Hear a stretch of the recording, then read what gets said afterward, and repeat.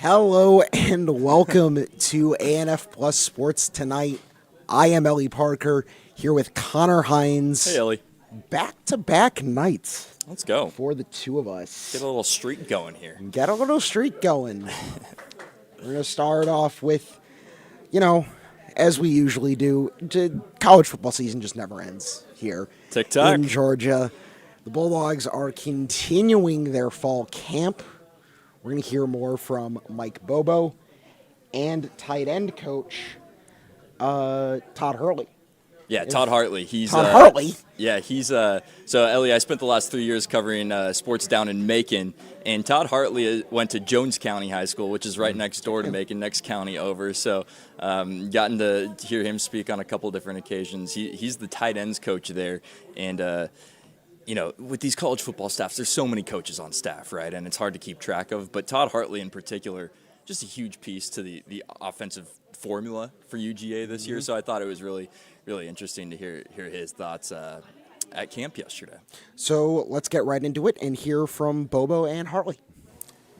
Hey, Mike. Hey. Can you talk to us about your backup quarterbacks? How did the Jaden Rashada transfer come about? What have you seen at Gunnar Stockton and Ryan Puglisi a few days into camp? Can you talk about those guys? Yeah. And then would you also mention your three transfer wide receivers and what you've seen from those guys? Okay. Well, the quarterback position, how Jaden came about. I mean, y'all coaches on record that we wanted four scholarship quarterbacks, and we've been looking for four scholarship quarterbacks, and we had to, because of the portal, we were able to get Jaden. We'd love to got Jaden, our portal quarterback, Jaden in here before spring. It didn't work out that way, but he was here, able to get here early May, and try to learn the playbook, and he's in the process of learning it now. All those guys are doing an outstanding job, every day of coming in and controlling what they can control. Okay, and Carson made a great statement in our first meeting, and we try to set the tone. He said, "I want to say something to you guys. I want you, you need to take this camp like you're getting ready to play Clemson the first game." I didn't do that when I was young. I wasn't taking advantage of every opportunity, to get ready to be the starter. And that's an easy thing to say, rather than do. And I've been saying it for 27 years, coaching quarterbacks. You're getting ready to play. Your opportunity is every practice. But then Carson to step up and say that in a meeting and stop me mid-meeting and say that to those young quarterbacks, said, "Hey, guys, you're getting ready to play Clemson in that first game. That's how you should approach it." And those guys have done a great job of that this camp. I don't even know what practice we're on. I think 7, but they're doing a great job of preparing every day and going out there and learning from their mistakes and learning from the things that they do well. The receivers, Colby Young, London and Michael Jack have done a nice job. All three were here in the spring, so that helps the transition when you're able here to go through the spring and 30 plus days of a practice and then a walk through a practice and a walk through and then all summer. These guys are now at the place in their job where they can actually compete. In spring, they're just trying to figure out how to line up. I'm running this route, and it's kind of they're running it like it looks on the playbook. Now they're able to line up faster, and they're able to be coached more on technique of what we're trying to do on each particular play. Mike, what do you recall about the first time you saw Ben Urasek on film, and how is it that what you saw then kind of translated to the practice field so far? You saw Ben make plays on the perimeter. You saw Ben make plays downfield. What I've seen of him now, I've seen those things. I see him getting another guy that didn't go through spring practice. They got here in May, but he didn't go through spring practice. So he's a little bit behind, but he's very intelligent. He's done a great job of continuing to get in a playbook, and we're asking him to do things that maybe he didn't do at Stanford. I've seen him accept that challenge. He's not worried about getting uncomfortable, meaning, if he doesn't do something well, he's going to work at it, and you don't see him making the same mistake twice. Which is a good thing. And, anytime you add depth to your program is a good thing. And, here's a guy that's played a lot of football. He's just, he's here trying to figure out how we do it the Georgia way now and done a nice job so far. Mike, what have been your impressions to this point of this running back room and what stands out to you about it? Well, we have more depth than we had last year at this time. We were dealing with a couple of injuries in camp. We've got more depth at that position, which allows, one, we're not wearing down our guys. We're able to space out the reps, which you got to always be careful of. But you see a group of guys that pay attention to Coach Crawford. They don't mind being coached hard, and they're picking it up day by day. But you see guys that do a good job in the run game, but have traits in the passing game, which what you look for in a running back. So all those guys have done a nice job and continue to work, and pleased with that groom. Yeah, with Dylan Bell and him, not having to move around to help you guys out at running back as much this year, how have you seen him grow this offseason as he's been able to focus more on playing wide receiver? Yeah, and really you don't really get into your personnel and moving guys around until really you're through camp mode. Right now we're still installing. We're on day 7 of our install, and in human nature you want to start moving guys around to try to maybe win the drill or put your guys. But at the end of the day, we're trying to teach offense, and Dylan has nearly almost 100% been working at the receiver position. And Coach Coley has really done a nice job teaching him the finer points of route running and execution. And, this little things, playing with pad level, working your releases off press, and just becoming a complete receiver.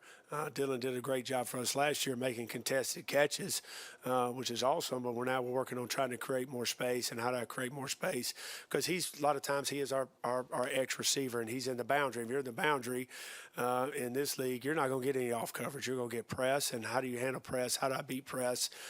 Really working on the finer points of winning one-on-one battles. Yeah, Coach, I know it's only 7 practices through camp, but what's something about this offense that you feel comfortable about, or you feel positive about, that you are going to be really good at? And maybe what's an area of this unit that you feel needs, improvement before the opening week? Well, not necessarily scheme, but our identity yet. I think we're still forming our identity as an offense. But one thing I feel really good about us as an offense, I think we have connection as an offense, and I think that's important. And we've been connected when practices or drills have gone good or they've gone bad. We've addressed it, and nobody's flinched in that room when they've been challenged to respond, whether it's during the practice or in the meeting the next day. There hadn't been any pointing fingers, and I think that's always good, because you want connection in that room. It's going to take everybody in that room. So that's something, obviously, another DNA of ours, of Coach Smart's, is connection. But it's one thing to say it, it's another thing to live it. And the leadership in that room has done that. And I think our offensive line, you've got so many guys coming back that have played so much ball and have been through so many camps. They're leading the way of showing these guys, not necessarily linemen, but the whole team, how to come to practice, every day ready to go.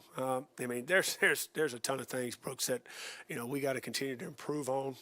We're not near ready to play, and that's okay. That's part of camp.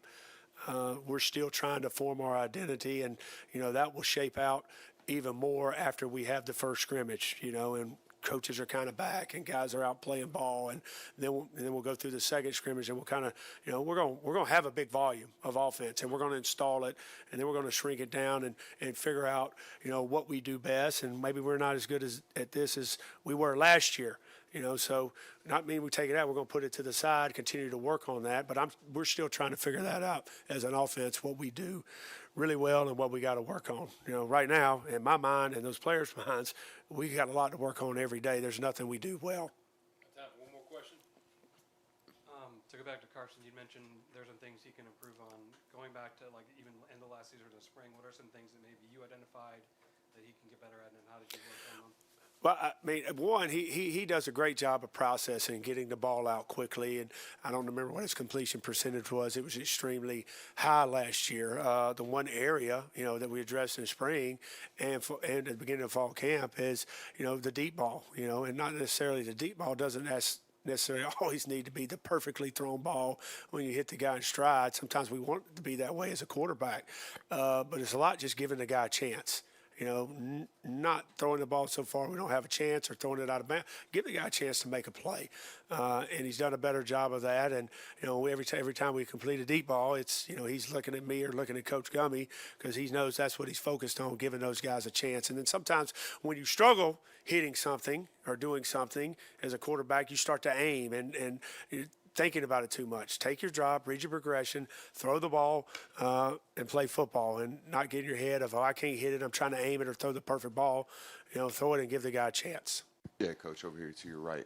I'm curious where your energy comes from. Where's the juice come from? You seem to have ample amounts. Well, there's a very high expectation, Brooks, that you bring it, all right? That comes from the head coach. And so I don't want to disappoint. And so first off is I do it because the expectation around here is you got to be the best coach at your position in the country. And if you're not having juice or you're not having fun doing it, how can you be that way, right? The other thing is I get a chance to coach football at the University of Georgia, my alma mater, coaching tight ends, okay, which I believe the best position group in the country. Why would I not be excited to come to work and do that, right? And so I'm very blessed. I'm very thankful to have that opportunity. And not to say I'm not moody. My kids get on me too sometimes when I'm not in the best moods, but it's just that excitement to be here, man. I mean, get to walk in with that G on my chest, and that means something to me. Personally, my family's changed my life, and so why wouldn't I be excited, and why wouldn't I bring that juice every day? Coach Bobo was talking about Eurosec and mentioned that the short time he's been with the program, he's not afraid of being uncomfortable. That's right. I wonder if you can kind of give some examples of kind of how he's kind of worked through that. Yes, sir. All right. So first off, it's Eurosec. He is Polish. Okay, so I learned that during the recruitment process, and Ben. First off, unbelievable kid, right? Unbelievable kid, very mature, as you would expect, a graduate coming from Stanford. He has a presence about him that's this just calm, poised, in control. Nothing really, makes him get upset. Really, not that he's perfect, but he understands. He's mature. He's able. If a bad play happens, he's able to put it behind him and move on, and a lot of times younger players can't do that. So he does have that maturity and that senior leadership that our room might have been lacking because, we have a lot of younger players in that room. But, he's fit right in, Dash. He fits our room from a toughness and a physicality standpoint. He's physical at the line of scrimmage, and he fits our room from an athletic standpoint, too. The dude can run and catch. That's one of the main characters you got to have to play tight end, especially on our offense, is the ability to run and catch the football and the ability to do something with it in your hands once you do catch it. And he's shown all those qualities this point in camp. When we talked to Coach Smart last week, when he was talking about Oscar, he said just how durable he is, how dependable he is. He said he didn't feel right.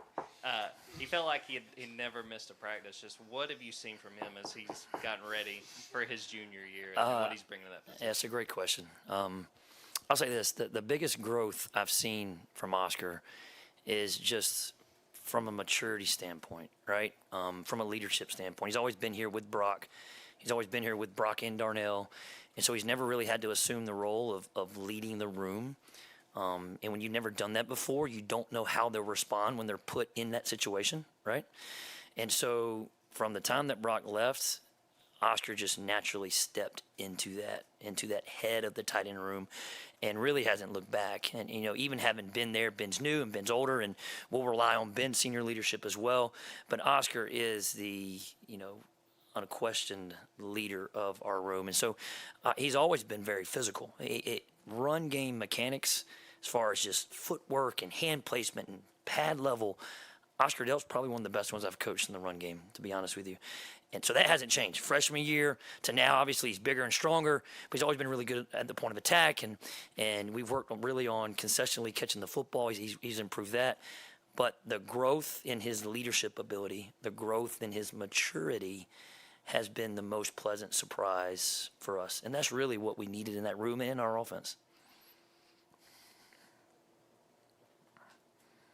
Yeah, Todd, there's obviously a lot of excitement around Ben Eurosec, but how did Lawson Lucky sort of take that news that you guys were going to bring in a transfer tight end, and how have you seen him sort of attack, grow, continue to work as a player this offseason? Yeah, I think Lawson, is a competitive, he has high competitive character, similar to Brock. Lawson wants me to always give him more. He's always asking for more roles, for more plays. He's asking for more tape.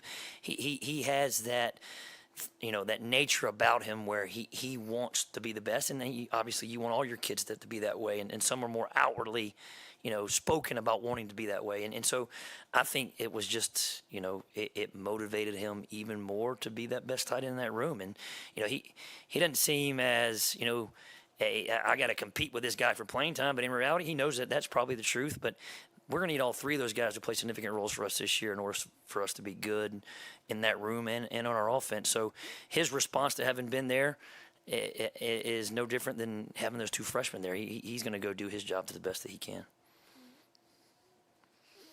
Hey, Todd, I thought Hey, I Mark. heard you say that you have the best tight end room in the country. Did you feel that way in Miami and Marshall? And why do you feel that way with a generational talent now in the NFL? Well, I'll say this. If you don't have belief in your players, how are they going to believe in you? Right? And so I show belief and confidence in my guys every day that I think they're the best ones in the country, and that's our standard, is to be the best tight end room in the country. So if I'm not believing in them, how can they believe in themselves, right? And so I do feel like our room is we have some guys in there that are talented, okay? What have they done yet? I don't know, okay? But I do believe they're going to get there, okay? And so if I'm not believing in them as a coach, then I'm not doing my job, number one, okay? So I've had the opportunity to coach some really good players. I've been very, very blessed to do that. My time at Marshall with Gator Hoskins and Frohnapple and Juracek, and my time at Miami, obviously, with Njoku and Herndon and Brevin Jordan, Will Mallory, and then my time at Georgia, even starting with Charlie Warner, okay, and Fitzpatrick and Trey McKitty and Darnell Washington and Brock Bauer. So, there's been a long line of some good tight ends that I've had the opportunity just to coach them. I'm very thankful that I've had that chance. Obviously, tight ends have been one of the areas that the Bulldogs have excelled in the last few years. I would say so. Although part of that is probably having to do with someone who people are already expecting a gold jacket for. I have seen those predictions for Brock Bowers already. He has never played a snap in the NFL, and people are already saying this man is a Hall of Famer, which remains to be seen.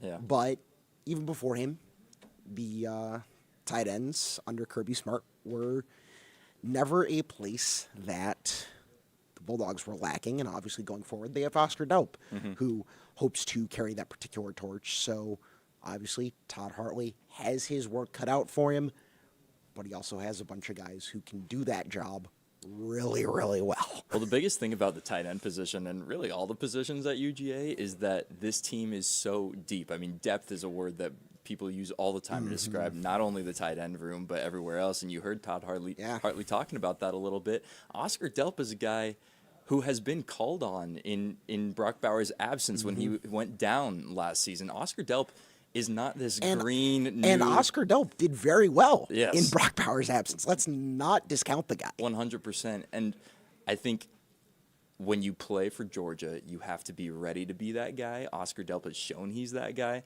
And I think a lot of people out there, myself included, are expecting a really big season out of him because he's done it before. Yep. He's not a college football rookie, if you will. This is not a freshman. Right. You know. Exactly. He's been there before. This team is so deep. Tight end position is no exception, whether it be walk-ons, the guys on scholarship. So I'm really looking forward to seeing how that dynamic changes. Bottom line, when it comes to UGA, though, Ellie, they just figure it out. They figure it out. Whatever, They figure it out. By whatever means necessary, they'll figure it out. And they don't have Brock, but they have a lot of other pieces there too. Speaking of another tight end with very high expectations coming into the season, Kirk Cousins has challenged Kyle Pitts, in his words, throughout Falcons training camp. If you do not know, two of the things that set Kyle Pitts apart and made him perhaps worthy of the number 4 pick in the NFL draft are his insane length and speed. The guy has an 83 3/8 inch wingspan. I am 66 inches tall. So add, what is that? Almost 2 full feet on top of this head. And that's how far this man can reach. And he runs a 4.4 40. It's funny. which is unheard of for a tight end. It's insane. It's funny. He's listed as a tight end on the roster, and I thought it was hilarious that a lot of these reports out of early pre-training camp stuff for the Falcons were, well, the Falcons are lining Kyle Pitts up at receiver. Of course they are. Of course they are. Look at the guy. He's a wide receiver. He's a tight end. He's all of the above. And, you know, with this story that you're referencing specifically with Kirk Cousins and the fact that, you know, he was quoted a couple days ago as saying, yeah, I'm expecting more out of this guy because guess what? So is the entire fan base. And Kyle Pitts is a guy who was incredibly highly touted out of Florida. The exact quote is, anytime he lets the ball into his body, I tell him that wasn't good enough. You should never let it come into your body. You're too good to let it come into your body. That's from Kirk Cousins. And, you know, Kirk Cousins isn't wrong. He's not. You have an 83 and 3/8 inch wingspan. You use it. Right. And look, I mean, no way around it. Kyle Pitts is a guy who we've expected a lot more from the last couple seasons. Highest drafted tight end in NFL history. Obviously, you have a certain amount of expectations coming with that label. And I think he's just such a big story, as really all the receivers should be, because they have a new guy throwing. Have a new veteran guy throwing. Kirk Cousins has been around the block, for better or for worse. Yeah. And he's been relatively successful in the NFL. You have to be relatively successful to earn a $200 million contract. Yeah. So this is not a guy who doesn't know how to teach this young core of wide receivers Right. I mean, how to catch the football. Name a better guy to get Kyle Pitts out of this funk that he's been in the last couple of years. It's Kirk Cousins. I mean, he's a veteran presence. I mean, even the way he talks to us in the press conferences, he almost doubles as another coach in the press conferences, just the way And he's he a guy who approaches I things. could see after he retires going into coaching. 100%.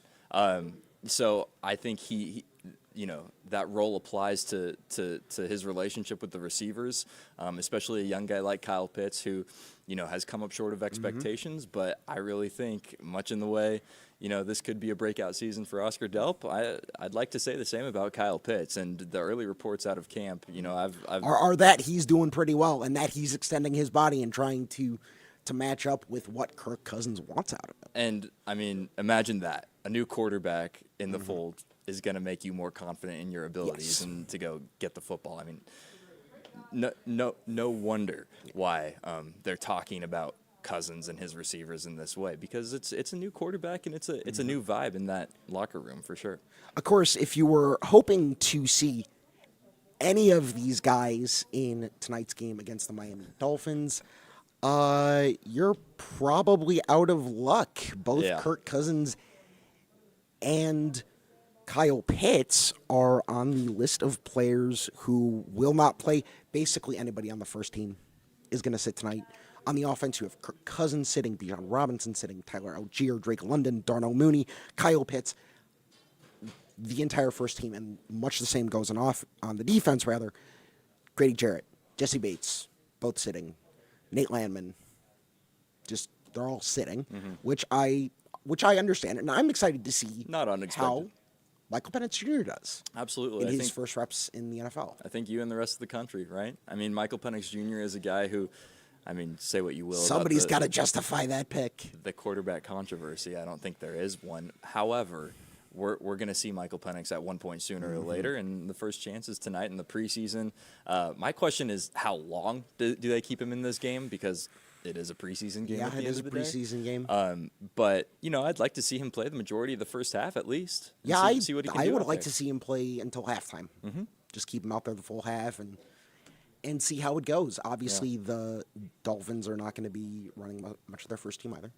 So this is not going to be throwing him out against, you know, a typical starting line. Right. But these are still NFL quality guys. If they weren't NFL quality guys, they wouldn't be on an NFL team. I'm not trying to discount any of the Dolphins' second liners or second teamers. But yeah, this is the preseason. And this is the time you find those second team guys and give them reps. And the reality about it, Ellie, is that, you know, Atlanta's been down in Miami all week with the joint practices with the Dolphins. I think from a intel perspective, you're probably going to learn a lot more about those joint practices that have been leading up to this preseason game because the first teamers have played this week in practice against Miami's first teamers, and we've heard a lot of good things out of those practices for the Falcons, with the exception of course, Rondale Moore going down. But regardless, it's football on a field, on a TV screen, and On a TV we're screen. excited. We're back. We're We're excited back. for that. So it'll be good. More interesting news. This was first rumored a week ago in an Athletic article. The Braves will officially play at Bristol Motor Speedway up in about Tennessee this? next year, about Saturday, this? August 2nd, 2025, against the Cincinnati Reds. It will be a home game for the Reds. The Speedway is about halfway between Atlanta and Cincinnati, so this is not Georgia and Clemson going down to Mercedes-Benz Stadium. Right. And I mean, Bristol Motor Speedway is not exactly close to a major city. It's, you think about, Tennessee, it's close to Nashville. No, it's on the other side of the state, and Tennessee's really long. It's a big state. It's a big state, so you could get, obviously you're going to get Braves fans, you're going to get Reds fans, but you also could just get people going, let's go out there. Well, it's the just to be at the game. It's the first Major League Baseball game that's ever going to be played in the state of Tennessee. Played in Tennessee, yeah. If you're a baseball fan in Tennessee, you're trying to get to this game, and I think it's going to be really unique because, in fact, the Braves were a part of one of these, non-traditional location games. I want to say it was back in 2016, the Fort Bragg game. Yes. So the Braves have been a part of one of these before, but since then they've played at the Field of Dreams. They, of course, had the Negro Leagues game in Alabama this past year. They have the Little League game every year up in Williamsport in Pennsylvania. Right. Yes, they've done a lot of really cool, different sort of atmospheres and environments, and I think this is going to be one of the most unique. This is going to be very for fun. Sure. Tennessee and Virginia Tech played in 2016 college football game, seated 156,000 people. For reference, the highest attended baseball game ever was a preseason game between the Boston Red Sox and Los Angeles Dodgers in 2008 at the Los Angeles Memorial Coliseum. 115,300 people. That's a good tidbit. This game will blow that out of the water. Yeah, we're going to have to wait and see how they do the seating and stuff, but I do know that this Speedway on a normal day sits more than 160,000 people, so we'll see. And they've already released the dimensions of the field where it's going to be. It's going to be sort of in the infield. According to the MLB, it will be, quote unquote, primarily situated between turns 3 and 4, 330 down the lines, 400 to direct center, 375 to the right field alley, and 384 to the left field alley. That's a pretty good sized ballpark. No doubt. My only concern with this, Ellie, and you let me know if you have an answer. What's the atmosphere going to be like for a game like this in a stadium so big that's so much bigger than any MLB stadium? What's the atmosphere going to be like? Are people way up in the top going to be into it? From what I've heard from the Tennessee Virginia Tech game, it was not great. So we'll see. We'll see. We got about a minute and a half left just to cover some of the Olympic stuff. USA women's basketball team in the gold again. Won the 60th straight game at the Olympics, and one expects for both the men's and women's basketball teams to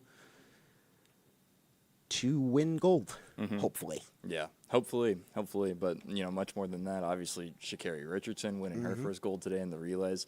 Hard to believe Team USA was in 4th place when she got the baton, and then she just blew past everybody. Cloud of dust. Pretty impressive to watch. Another weightlifting gold for Team USA today as well. So continuing to rack them up. What's on your mind, really quick? Sha'Carri Richardson, man, first gold ever for her. I mean, it's been a long time coming, and just to see the way she finally pushed through, that was pretty cool to see. What about you? Really quickly, how many third basemen do you think the Angels and Nationals have used since the Anthony Rendon deal? Too many. Too many. Nationals have used 19. The Angels have used 28. Wow.